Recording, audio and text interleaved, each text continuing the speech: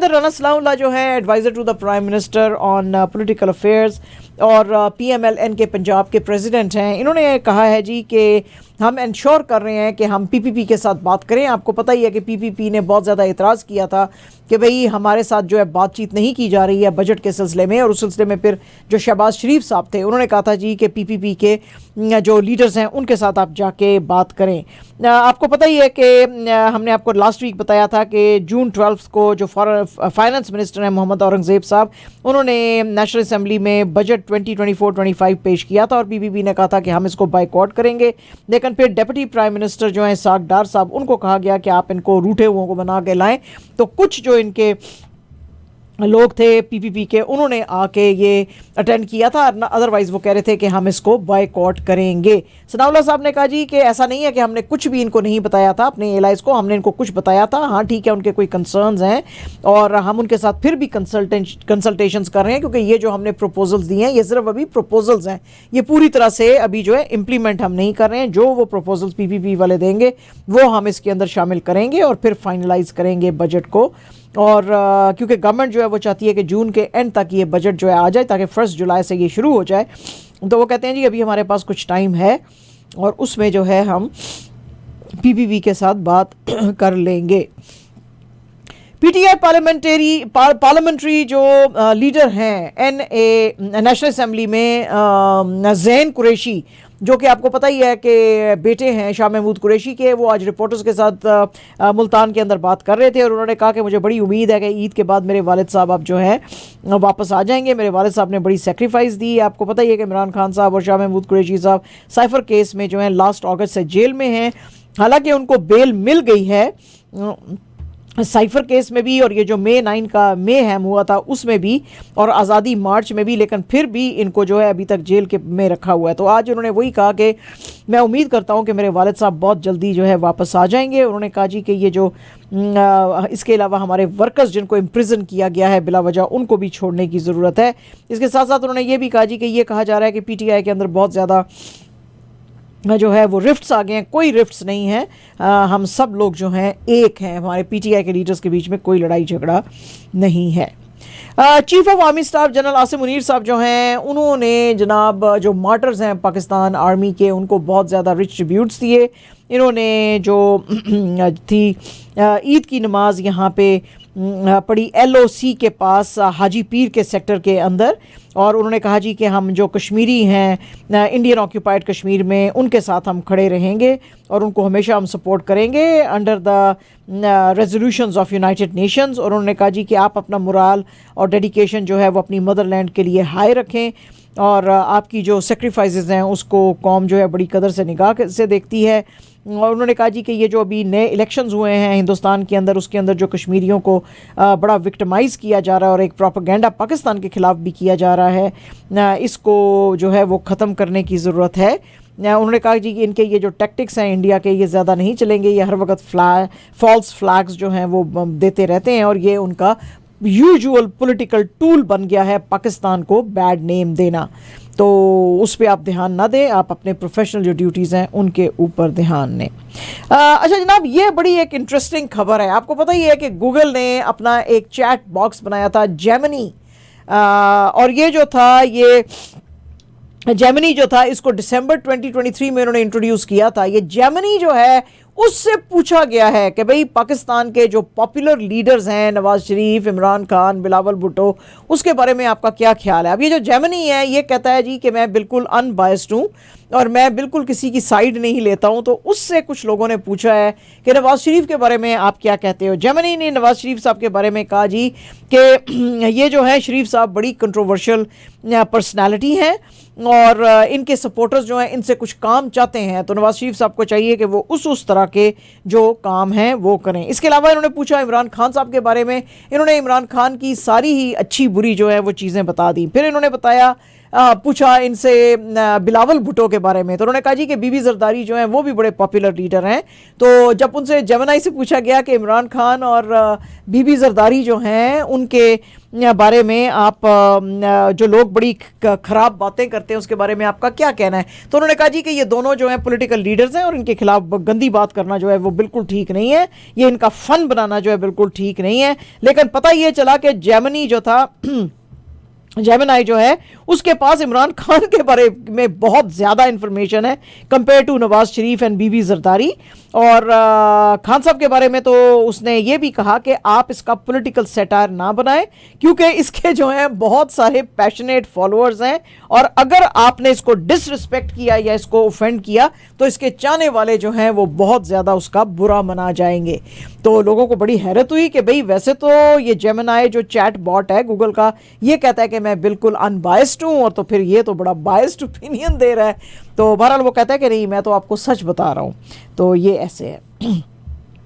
हिंदुस्तान के अंदर जी जो बीजेपी है और कांग्रेस जो है उसकी लड़ाई बिल्कुल खत्म होने का नाम नहीं ले रही है। कांग्रेस के general secretary communications Jairam Ramesh जो हैं उन्होंने आज फिर मोदी जी की गवर्नमेंट जो है उसको बहुत ज़्यादा उस पर एतराज़ किया। उन्होंने एक्यूज़ किया National Council of Education Research and Training NCERT को और उन्होंने कहा जी कि ये आरएसएस की एक एफिलिएट बनती चली जा रही है और हिंदुस्तान का जो संविधान है जो हिंदुस्तान का कॉन्स्टिट्यूशन है उसके ऊपर कॉन्स्टेंटली ये हमले करती जा रही है। ये बातें उन्होंने उस वक्त की कि जिस वक्त एमसर्ट ने एक पूरा जो सेक्युलरिज्म के ऊपर चैप्टर था ग्रेड 11 की जो पॉलिटिकल साइंस की टेक्स्ट बुक थी उसको रिवाइज किया है और उसके ऊपर उन्होंने कहा है जी कि ये बहुत सारी जो पॉलिटिकल पार्टी है सिर्फ एक के बारे में उन्होंने कहा है। उन्होंने कहा जी एक पॉलिटिकल पार्टी एक तबके को खुश करने के लिए और वोट की खातर जो है अपीजमेंट पॉलिटिक्स जो है वो चला रही है। एज अ रिजल्ट हमारी सेक्युलरिज्म के अंदर उसके ऊपर भी नजर रखने की जरूरत है। इससे पहले कि हम आपको एक्सप्लेन करें कि ये क्या है अपने एक्स पे जो रमेश साहब ने कहा है वो हम आपको बता दें। उन्होंने कहा जी कि ये एक ऑटोनमस बॉडी थी एनसर्ट और इसको ऑटोनमस बॉडी ही रहने दिया जाना चाहिए था under union ministry of education. ये कोई नागपुर या Narendra council for education Research and training नहीं है और ये जो है एनसर्ट इसको बिल्कुल जो है खराब किया जा रहा है जानबूझ के और इसके स्टैंडर्ड्स खराब हो गए हैं और ये बिल्कुल फेल हो गई अपना ऑब्जेक्टिव जो था अंडर द कॉन्स्टिट्यूशन उसको मीट करने के लिए। एनसर्ट जो है उसके बारे में उन्होंने रमेश साहब ने कहा कि ये बिल्कुल प्रोफेशनल इंस्टीट्यूशन नहीं रहा है और सिंस 2014 आरएसएस का अफिलिएट बन के रह गया है। इन्होंने जो ग्रेड 11 का ये जो पॉलिटिकल साइंस की ये सारी की सारी रिवाइज की है टेक्स्ट बुक तो इसके अंदर उन्होंने आइडिया ऑफ सेक्युलरिज्म जो है उसको क्रिटिसाइज किया है। सुप्रीम कोर्ट जो है उन्होंने कहा जी कि सुप्रीम कोर्ट ने बहुत क्लियरली कहा था कि जो सेक्युलरिज्म है हमारे मुल्क में वो इंडिया की जो कॉन्स्टिट्यूशन है उसका बेसिक स्ट्रक्चर है तो उसको खत्म करने की कोशिश ना करें। तो ये जो अब रिवाइज किया गया है जो इन्होंने कहा है जी कि एक पार्टी अपीजमेंट पॉलिटिक्स के लिए एक जो तबका है उसको बड़ा फेवर दे रही है तो इसमें जाहिर है कि कांग्रेस के ऊपर जो है उंगलियां उठाई कि भाई तुम जो है मुसलमानों को खुश करने के लिए और अपने वोट्स के लिए जो है वो हिंदुओं को पीछे छोड़ते हो जो कि मोदी जी का इस दफ़ा इलेक्शंस में मुद्दा भी रहा था। अब जबकि ये बात आई कि इन्होंने जी ये चैप्टर सारे का सारा रिवाइज कर दिया है तो इसके अंदर सुहास पालशिकर और योगेंद्र यादव जो हैं वो जो थे उन्होंने हेल्प किया था to develop the political science textbooks जिसके के अंदर ग्रेड 9 से ग्रेड 12 तक जिसमें कि उन्होंने कहा था कि सेक्युलरिज्म के अंदर सब कोई इक्वल हैं और हम किसी जो है वो रंग नस्ल की बिना पे भेदभाव नहीं करते। उन्होंने ये जो डायरेक्टर हैं एनसर्ट के डीपी सकलानी उनको कहा है इमीडिएटली ये जो ग्रेड 9 से ग्रेड 12 की बुक्स हैं इनमें से हमारा नाम जो है फौरन ख़त्म किया जाए इसलिए कि आपने जो है डिस्टॉर्ट करने की कोशिश की है फैक्ट्स को और सेक्युलरिज्म को। तो हम नहीं चाहते कि हमारा नाम इन बुक्स के ऊपर जो है वो रहे। तो ये जनाब आज की बड़ी गर्मा गर्म जो है वहाँ पे बहस चलती रही है। एक अनफॉर्चुनेट वाक़या हुआ है इन द हिंदुस्तान के अंदर जिसमें कि एक फ्रेट ट्रेन जो थी उसकी टक्कर हुई एक स्टेशनरी पैसेंजर ट्रेन के साथ जिसकी के वजह से 15 लोगों की डेथ हुई है और 54 लोग जो हैं वो इंजर हो गए हैं। ये वाक़या हुआ है वेस्ट बंगाल के दार्जिलिंग के अंदर और पुलिस ने एक बोगी में से तो को काट के उसमें से जो हैं बंदे निकाले, और दूसरे में जिसमें ये 15 लोगों की डेथ हो गई थी उसको भी काट के इन्होंने जो बॉडीज थी वो निकालनी पड़ी थी। ये गुड्स ट्रेन जो थी इसने हिट किया था कंचा गुंजा एक्सप्रेस को, जो कि ट्रेवल कर रही थी कोलकाता से नॉर्थ ईस्टर्न त्रिपुरा की तरफ जिस वक्त ये टक्कर हुई थी।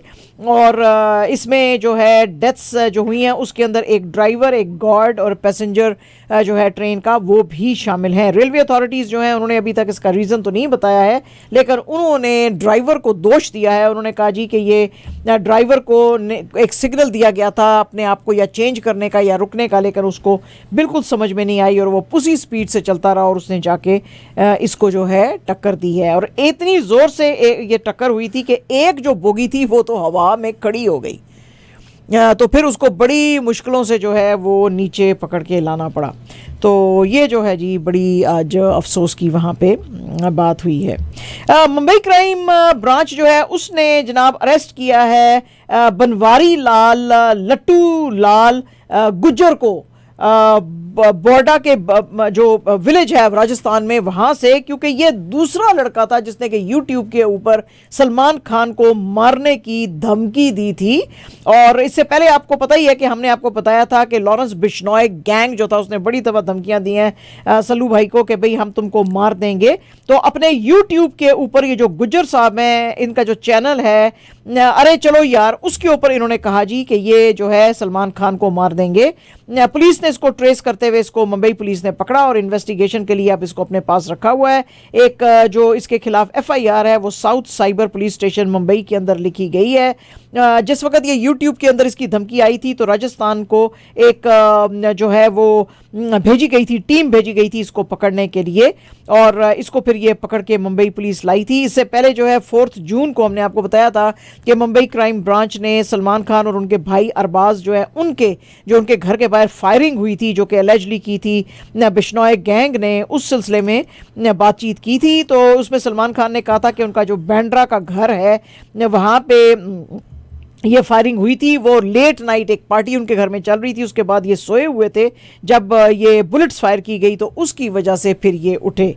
तो अब सल्लू भाई की लाइफ को तो बड़ा खतरा है जी। ये और जनाब सोनाक्षी सिन्हा जो है वो अब शादी करेंगी ज़हीर इकबाल के साथ जून 23 को, और ये ज़हीर इकबाल के साथ पिछले 7 साल से डेट कर रही थी। तो लोगों को आज बड़ी हैरत हुई कि ये कौन है ज़हीर इकबाल। तो ज़हीर इकबाल साहब जो हैं जी 10 दिसंबर 1988 में पैदा हुए थे। ये नॉन फिल्मी घर से हैं, लेकिन इनके वालिद साहब जो हैं इकबाल रतनसी बहुत बड़े बिजनेसमैन हैं हिंदुस्तान के और ज्वेलरी बिजनेस के अंदर है। इन्होंने अपनी स्कूलिंग जो है बॉम्बे स्कॉटिश स्कूल के साथ की है और रणवीर कपूर भी उसी स्कूल में पढ़ते थे और इनके सीनियर थे। इनकी मदर जो है होम मेकर है, लेकिन इनकी बहन जो है सेलिब्रिटी स्टाइलिस्ट है और इनका छोटा भाई जो है वो कंप्यूटर इंजीनियर है। और सोनाक्षी सिन्हा जो है वो उनको इनसे प्यार हो गया था। और खैर ये तो नीडलेस है यहाँ पे बताना कि ये मुसलमान है। ज़हीर इकबाल से आप समझ ही गए होंगे कि he belongs to a Muslim family. तो ये जी अब इनकी 23 को शादी होएगी। मेघना गुलजार जो है, गुलजार साहब की बेटी, अब वो एक और जो है रियल लाइफ इंसिडेंट के ऊपर फिल्म बना रहे हैं। और ये जो था 2019 का जो एक Hyderabad rape and murder case था उसके ऊपर ये फिल्म बना रही है, जिसके के अंदर करीना कपूर और आयुष्मान खुराना जो है फॉर द फर्स्ट टाइम नज़र आएंगे। इसमें अलेजली 4 लोग जो थे उन्होंने, ये एक वेटरनरी डॉक्टर थी 26 ईयर्स की शमशाबाद में, उसको जो है वो रेप किया था, लेकिन ये पकड़े गए थे और इनको फिर जेल की गई थी। हैदराबाद पुलिस जो थी उन्होंने इन चारों को जिस वक्त सीन रिकंस्ट्रक्ट करने के लिए कि तुम उधर कैसे गए और तुमने कैसे उस लड़की को रेप किया उसको लेके जा रहे थे, तो पुलिस ने बताया जी कि उन्होंने गोली मार के इनको उस वक्त मारना पड़ा जब ये भागने की इन्होंने कोशिश की। लेकिन असल में तो सुप्रीम कोर्ट ने 2022 में कंक्लूड किया गया था कि ये सारे का सारा एनकाउंटर जो है ये स्टेज किया गया था, असल में ऐसा कुछ भी नहीं हुआ था। तो इसके ऊपर जो है अब मेघना गुलजार फिल्म बनाएगी। और जनाब यूरोपियन चैंपियनशिप जो है वो आपको पता ही है, यूरो 2024 शुरू हो गया है। इसमें ग्रुप ई का जो ओपनर था उसमें रोमेनिया ने for the first time in 24 years history जो है यूक्रेन को हराया 3-0 से। और अपना ओपनर जीता। कैप्टन और मैन ऑफ द मैच जो था निकोलास स्टैंची, उन्होंने, और मिडफील्डर राजवान मरीन और डेनिस द्रागस जो हैं उन्होंने एक एक गोल जो थे वो बनाए थे। और यूक्रेन की टीम बड़ी ही तगड़ी थी, सरहे रैब्रोव इसको जो है हेड कर रहे थे, लेकिन फिर भी ये हारी और बड़ा ये उनके लिए शॉकर था।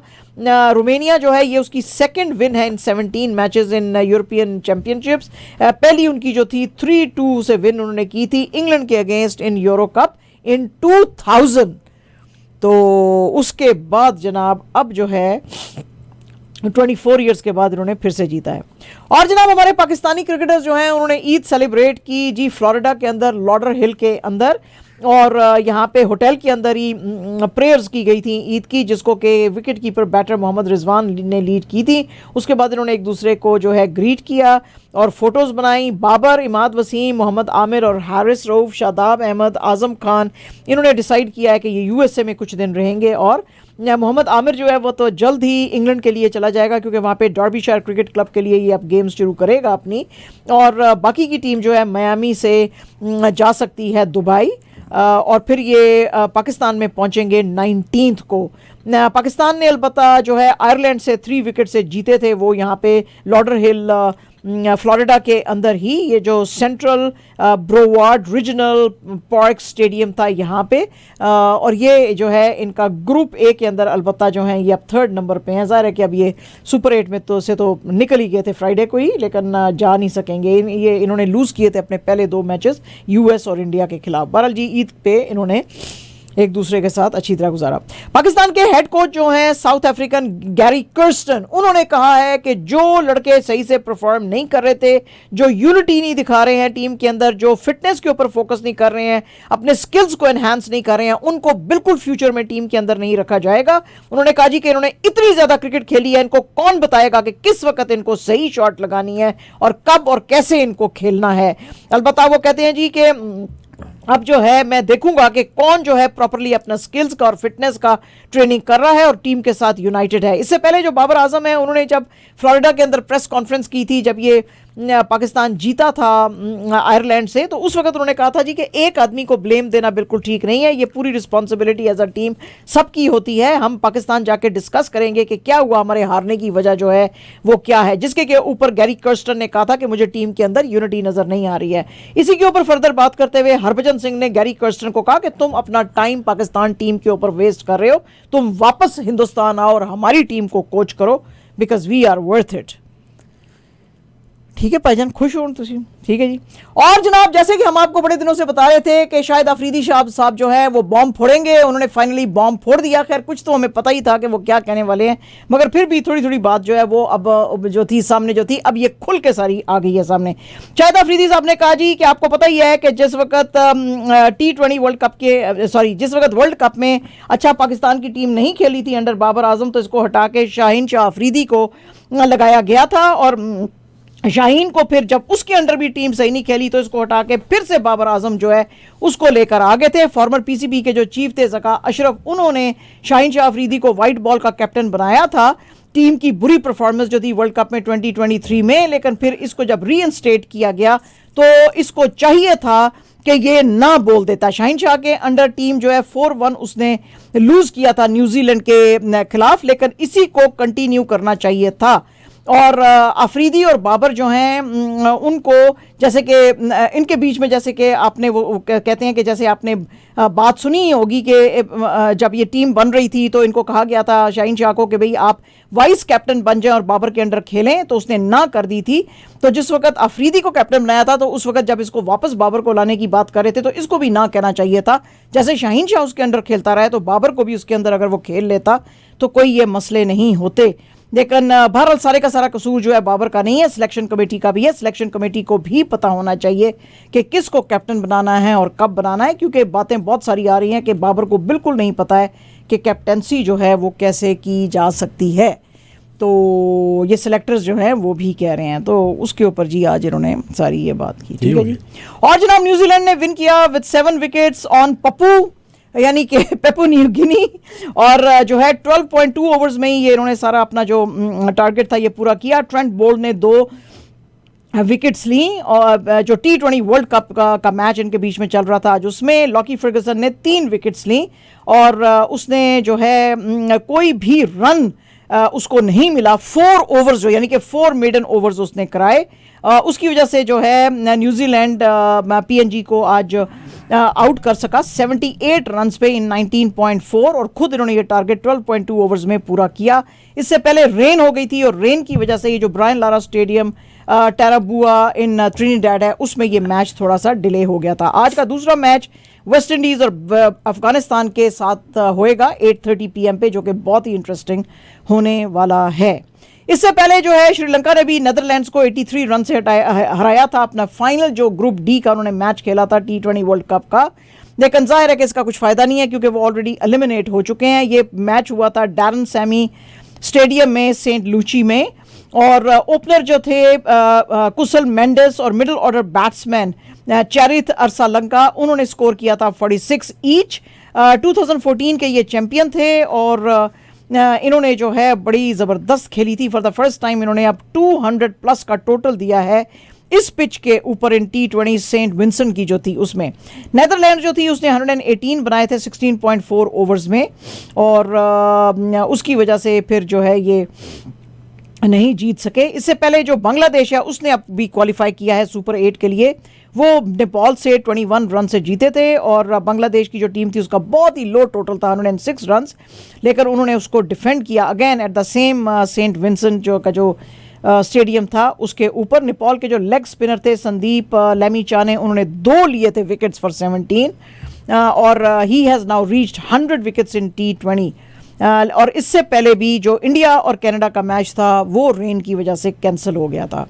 तो ये थी जनाब। इसके अलावा जो अच्छी खबरें में हम आपको पाकिस्तान की ज़रा सुना देते हैं कि पाकिस्तान की जो एडवेंचर एथलीट्स हैं समर खान, उन्होंने सबमिट किया है माउंट एल्बरस जो कि हाईएस्ट पीक है यूरोप के अंदर, और वहाँ जाके उन्होंने पाकिस्तान का झंडा लहराया। और इन्होंने अभी तक जो हैं बहुत सारे इनको अवार्ड्स मिल चुके हैं। इन्होंने स्नो बोर्डिंग भी की हुई है इन सारे जो बड़े बड़े जो इन्होंने सबमिट किए हैं पहाड़ियाँ उनके ऊपर। इससे पहले इन्होंने जो है कराकोरम के अंदर भी की है, माउंट क्लेमंजारो में भी की थी 2017 में, और अब इन्होंने एक अपना इनिशिएटिव चलाया है जिसमें कि औरतों को पाकिस्तान के अंदर biking, back packing, snow boarding जो हैं वो सिखाती हैं। इन्होंने सादिया खान चैम्पियनशिप 2022 में जीती थी और उसके बाद Red Bull home run snowboarding भी जीती थी 2021 में। एंड जनाब एब्सोल्युटली अवर लास्ट न्यूज़ अब is about young Pakistani javelin thrower Yasar Ali, जिन्होंने कि सिल्वर जीता है in the second Asian throwing championship 2024 in South Korea. ये जो इवेंट था इसके अंदर 19 डिफरेंट एशियन कंट्री से एथलीट्स आए हुए थे। यासर जो है उन्होंने थ्रो किया 78.10 मीटर्स पे, और जो गोल्ड था वो श्रीलंकन एथलीट रमेश थरंगा ने जीता 85.45 मीटर्स। यासर जो है वो सेकंड पाकिस्तानी जेवलिन थ्रोअर बन गए हैं जिन्होंने कि इंटरनेशनल लेवल पे एक अवार्ड जीता है। इससे पहले आपको पता ही है कि अरशद नदीम पाकिस्तान के जो थे उन्होंने बड़ी हिस्ट्री क्रिएट की थी अगस्त 28, 2023 में, when he became the first Pakistani to win first ever medal in javelin for Pakistan at world athletics championship in Budapest Hungary. और इन्होंने देखें ज़रा 87.82 मीटर्स का थ्रो किया था। तो अब ये आप देखें एशियन जो चैंपियनशिप हुई है इसके अंदर ये जो श्रीलंका का लड़का जो फर्स्ट आया है उसने 85.45 मीटर्स जो है फेंका है। तो यानी कि नदीम होता तो फर्स्ट और सेकंड जो मेडल्स हैं दोनों पाकिस्तान के पास होते, गोल्ड भी और सिल्वर भी, और बाकी के सारे सारे हमने ले लेने थे हमने। हाँ, किसी को देना ही नहीं है। हाँ, बस निकाल देना था हमने इनको। नेक्स्ट टाइम सही। हाँ, नेक्स्ट टाइम हम ये करेंगे।